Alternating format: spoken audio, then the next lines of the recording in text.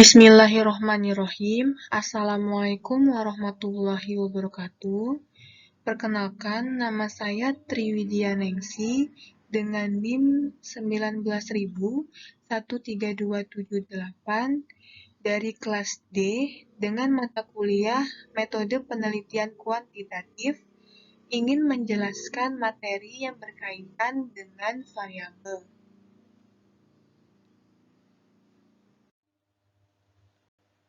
Oke, kita langsung saja masuk ke materi.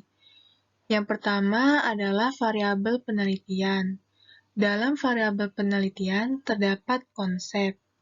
Konsep adalah pengertian yang digunakan dalam mengelompokkan individu-individu menjadi sebuah kelompok. Kemudian konsep juga merupakan abstraksi dan generalisasi dari data. Misalnya adalah berat dan besar. Kemudian adalah variabel.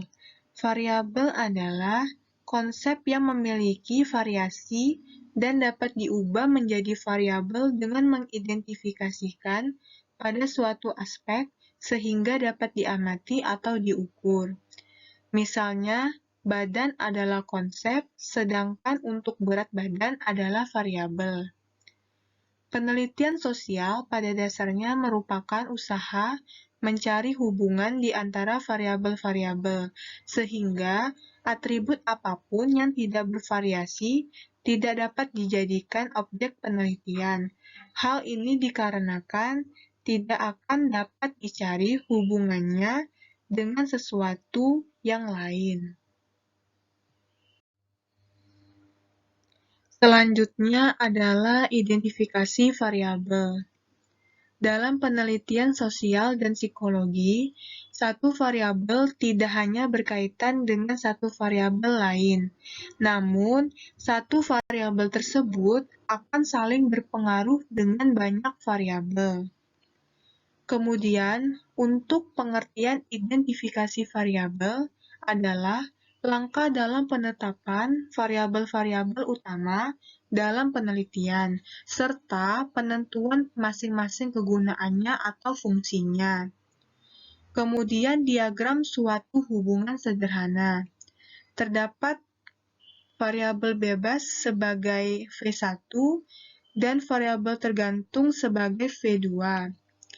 Seperti contoh pada kasus hubungan antara dukungan sosial keluarga dengan penerimaan diri individu yang mengalami asma. Dalam contoh kasus kali ini, V1 atau variabel bebas adalah dukungan sosial keluarga, sedangkan untuk V2 atau variabel tergantung adalah penerimaan diri. Kemudian, pengembangan. Dalam pengembangan, terdapat 3 variabel bebas, yaitu V1, V2, dan Vn. Sedangkan untuk variabel tergantung, terdapat satu macam variabel, yaitu V4.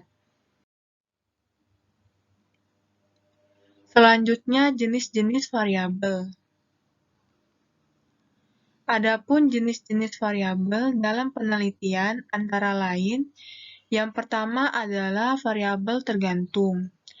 Variabel tergantung merupakan variabel yang diukur untuk mengetahui besarnya suatu pengaruh variabel lain. Besarnya pengaruh tersebut dapat diamati dari ada tidaknya atau timbul hilangnya variasi yang tampak akibat perubahan variabel lain. Dapat mengamati apa yang terjadi terhadap variabel tergantung apabila variabel bebas berubah. Kemudian yang kedua adalah variabel bebas. Variabel bebas merupakan variabel yang mempengaruhi variabel lain. Variabel bebas dipilih dan sengaja dimanipulasi oleh peneliti supaya pengaruhnya pada variabel lain dapat diamati dan diukur. Pada penelitian korelasional, peneliti tidak memanipulasi variabel bebas, biasanya digunakan istilah prediktor dan kriterium untuk variabel tergantung. Kemudian, yang ketiga adalah variabel kontrol atau kendali. Variabel bebas yang efeknya terhadap variabel tergantung dikontrol oleh peneliti dengan menjadikan pengaruhnya netral. Variabel bebas dibatasi sehingga variasinya minimal. Seperti contoh yaitu mengambil subjek yang sama, seperti laki-laki semua, usia 30 tahun semua, dan lain-lainnya. Kemudian yang keempat, variabel moderator. Variabel moderator merupakan bukan hal utama yang diamati oleh peneliti. Namun, variabel moderator selalu berupa variabel klasifikasi. Pengikutsertaan variabel moderator didasari oleh asumsi bahwa tiap-tiap kategori memiliki pengaruh yang berbeda terhadap variabel tergantung. Contohnya adalah jenis kelamin. Kemudian yang terakhir adalah kovariabel. Kovariabel tidak berupa kategori, tetapi berupa variabel kontinu. Variabel bebas harus diketahui memiliki hubungan linier dengan variabel tergantung serta diikutsertakan dalam desain agar ketelitian analisis tetap terjaga. Contohnya adalah IQ.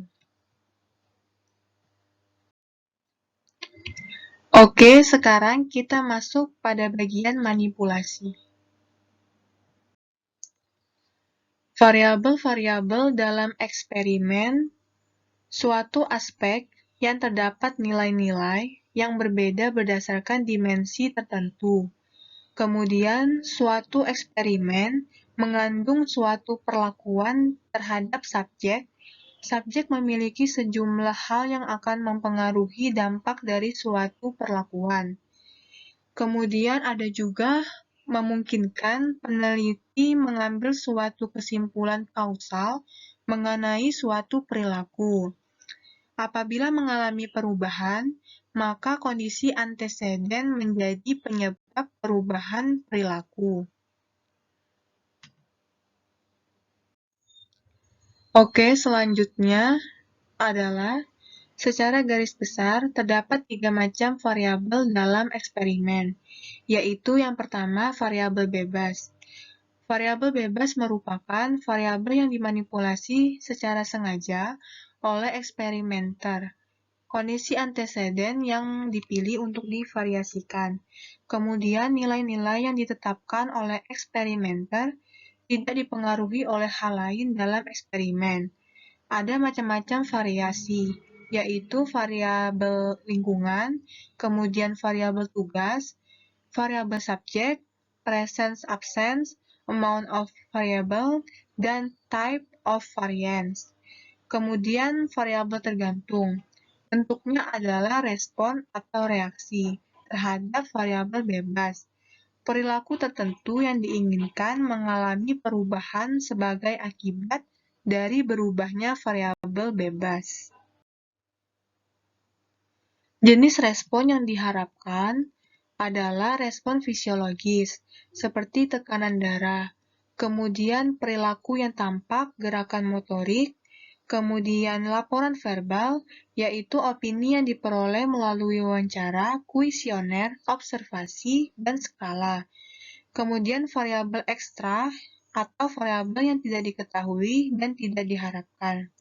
Suatu penelitian eksperimen dimungkinkan ada variabel yang ikut mempengaruhi variabel tergantung yang disebut variabel ekstra.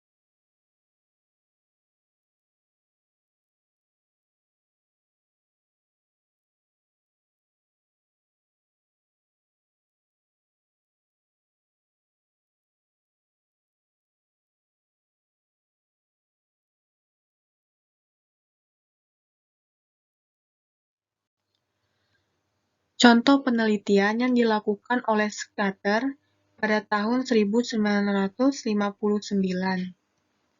Hipotesisnya adalah, orang yang mengalami kecemasan, ia akan mencari teman. Variabel bebasnya adalah kecemasan, sedangkan untuk variabel tergantung adalah mencari teman. Prosedur eksperimen yang dilakukan adalah subjek dibawa ke suatu ruangan. Eksperimen ini bertujuan untuk mengetahui pengaruh kejutan listrik. Beliau berasumsi bahwa pengaruh kelompok pertama akan mengalami kecemasan lebih besar daripada kelompok kedua. Kemudian, hasil eksperimen yang didapatkan adalah subjek pada kelompok pertama yang mengalami kecemasan kurang bersedia menunggu sendirian. Sekian presentasi dari saya. Kurang lebihnya saya mohon maaf. Wassalamualaikum warahmatullahi wabarakatuh.